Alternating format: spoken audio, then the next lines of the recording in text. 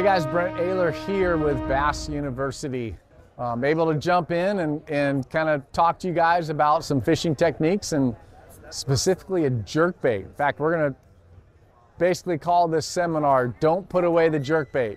You know, everyone thinks that it's a springtime, an early springtime bait. They also think it's a fall bait. I throw a jerkbait all year long, and I have certain jerkbaits that I use in specific situations. So I kind of want to get into the nitty-gritty of this. Let's talk about the different baits, the whens, the whys, the hows. Let's go through all of it.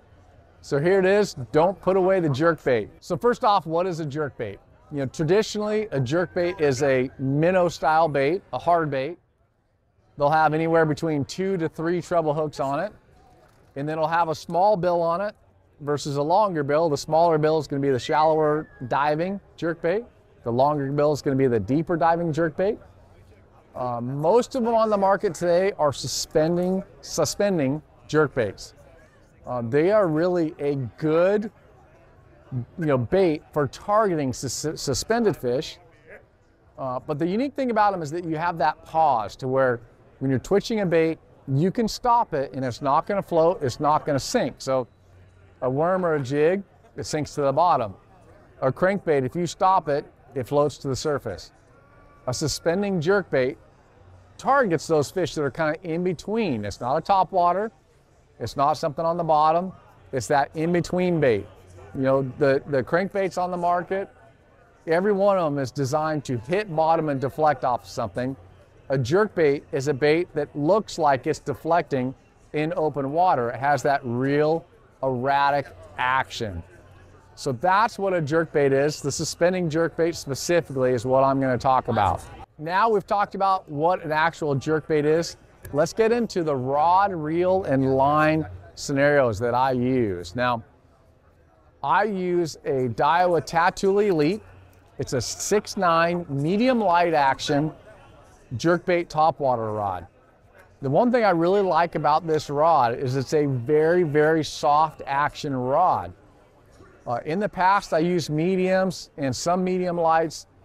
This Daiwa Tatula Elite rod is one of the softest actions of rods that I've ever used, and I hated it the first time I tried it. I said, this rod is no good. Now, after I used it more and I started catching fish, I have lost very few fish with this setup because that soft rod allows it to absorb two things. When you're twitching a jerkbait, when a fish bites it, a lot of time he bites it on the paws and you go to snap it and he's on there. Well, the first thing I do is when I snap it and I feel it, I pull even harder. So I'm setting the hook too hard on a jerkbait. You need that really soft action rod to absorb that strike. What will happen with a stiffer rod is the fish comes up, he bites it, those very small treble hooks get in his mouth, you pull really hard, it tears too big of a hole in their mouth, they come up and jump and come off. So now, having used this 6'9" medium light action rod, I've landed way more fish. It doesn't matter the size of the jerkbait or the topwater, I'm still using that same rod and I'm landing more fish because of it. The reel that I use on that 6'9" Tatula Elite is the Tatula Elite reel. It's made by Daiwa. The reason I use that reel is it's designed for distance casting. Daiwa has done a lot of things on the market to change a bait casting reel to use it for specific situations. They make an SV spool. So if you're going to take a jerkbait and throw like a really small jerkbait or a really small crankbait, you want that SV spool because it's a shallower spool and it's designed for casting lighter baits. Well, this Tatula Elite reel, they call it their distance casting reel.